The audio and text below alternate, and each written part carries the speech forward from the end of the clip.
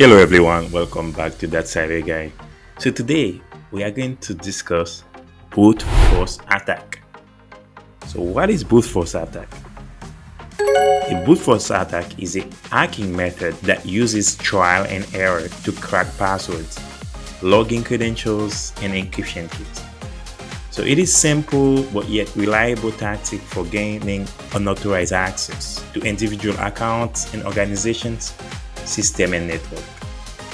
So now the tool that we are going to use today, it is called Hydra. So if we come to our terminal right here, if you want to learn more about any tools and Kali Linux, you can actually type, what is the tool name. For example, I can say what is Hydra, and then Kali tells me it's a very fast network of login cracker which supports many different services. What if I try what is that cyber guy? Not appropriate. Learn cybersecurity in no time.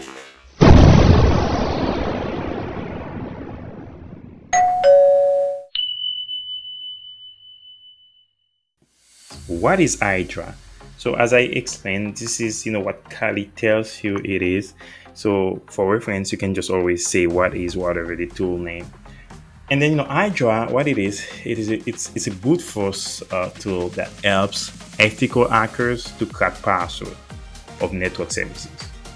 So what Hydra can do, it can perform like rapid dictionary attack against more than 50 protocols, like Telnet, IMAP, FTP, POP, MySQL, SSH, etc. So if you want to learn more about Hydra, you can actually, if you actually type Hydra-H, it's gonna tell you, so many cool things that you can do about Hydra. You can actually, pass some parameters. You can actually use, -L if you have like, a user. If you know the name of the user, you can just put -L, and then we can put past that txt file, etc. So for the purpose of our videos today, what we are going to do, we are going to use our Metasploitable server right here.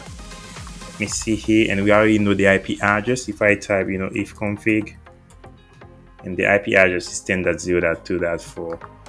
So what I can do first, I can just make sure that it is live 0.2.4. I'm going to ping it. Alright, the server is live, so I can press Ctrl C to stop it. As you can see here, there is 0% packet loss, so the server is live. So what we're gonna do, let's assume that we have a username MSF admin with a password of MSF admin hosted at Metasploitable 10.0.2.4. So we can actually use Hydra to test the credential, by using the SSH protocol.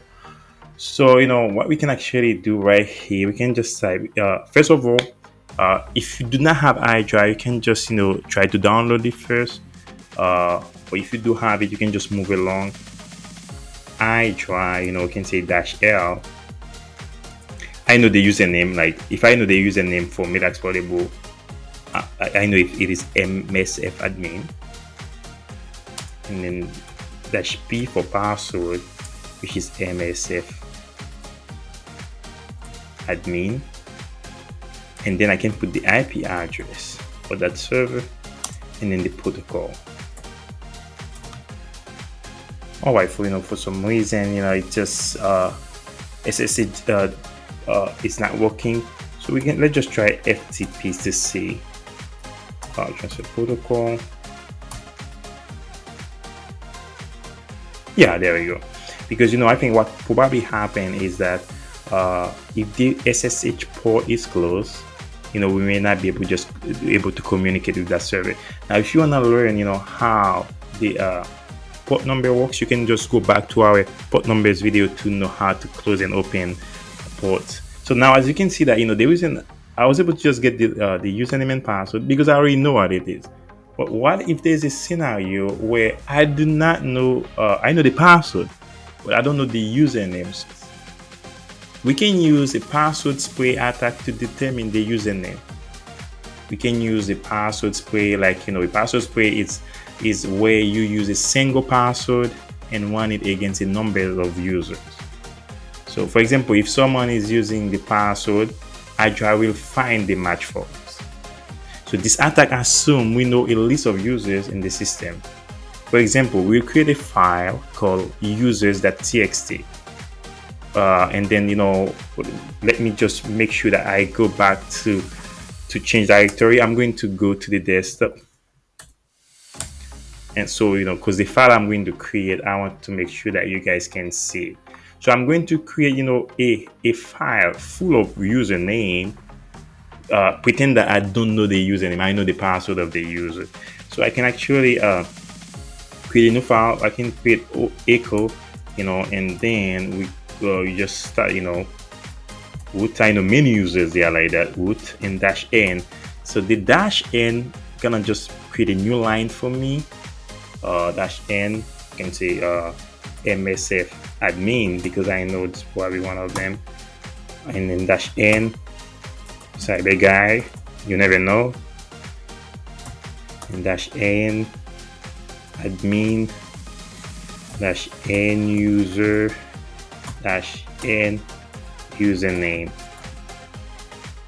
and then I'm going to just call that file users.txt and hit enter. So now you see the new user file is created, so I can just try to see it. Users.txt. There we go. So I have all the file, all the username right here listed, and you can just manually double click that file and it should open it as well.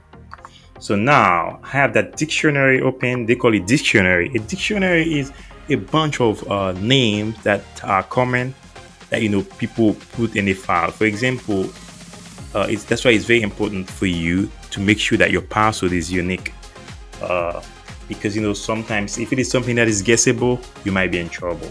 So now we have that text file, users.txt. So what we can do, we can just use our word list, to just try to crack it. Now if we press Hydra, okay, now instead of push small L, it's gonna be a big L because I'm passing a text file. Like I'm not passing like just a string. I'm passing my text file, users.txt, and then -p MSF admin and 10.0.2.4, and then you're gonna just do a FTP. There we go.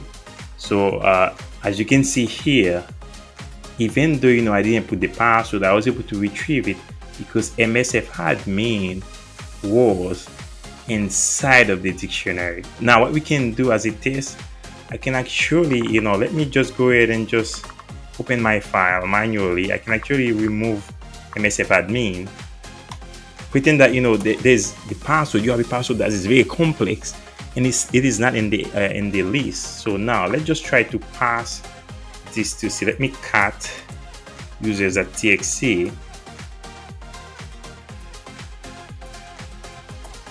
and then hit enter to double check. As you can see how there's no MSF admin. So now I can just actually pass the same thing to see what's gonna happen. See, password, 0 password found, because this is not into my dictionary file. Now, how to defend against brute force attack? Now, how do you just protect yourself against brute force attack? It's very important for you to just have a good password. They always say that consider your password as your toothbrush. Get a good one, change it frequently, and do not share it with anyone. Meaning that your password, it should have complexity, length, and history. A good password policy for anyone who is building a system, they should make sure that your password has an expiration date. Many organizations or school, you see that every 90 days they force you to change your password. And when you change that password, it shouldn't be the same password that you are using. And then the other thing is, account lockout policy can help against brute force, because if you try, 3 attempts, if you fail with 3 wrong password, they should lock out that account. And finally, tools like reCAPTCHA can be a great way to prevent brute force attack.